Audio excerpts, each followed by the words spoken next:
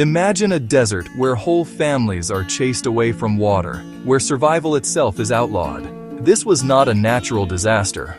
It was a colonial campaign. Between 1904 and 1908, in what is today Namibia, the Herero and Nama peoples faced a war that turned into mass death. It began with stolen land and cattle, but it ended as one of the first genocides of the 20th century. Their story is not only about tragedy, it is about resilience, memory, and the long fight for justice. In the late 1800s, German settlers, companies, and colonial officials moved into the region and took over good grazing land and large herds of cattle.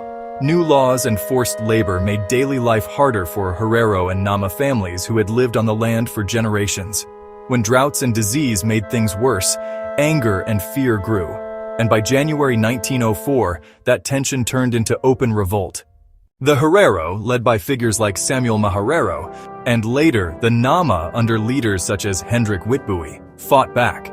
The German colonial army pursued them across the dry landscape.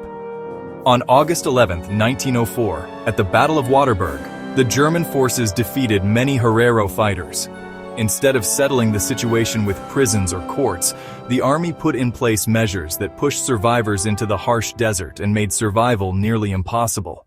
A senior German commander issued a proclamation that removed the Herero from legal protection and told soldiers to surround them and block access to water and food. In practice, this turned the desert into a deadly barrier. People were forced away from wells and grazing lands, and many died from thirst, exposure, and hunger. This was not accidental. It was a harsh policy with predictable and terrible results. Those who were captured or surrendered were sent to camps and often forced to work. Places such as Shark Island, near Luderitz, became infamous for their terrible conditions. Tiny rations, disease, exhausting labor, and abusive treatment. Many people died in these camps.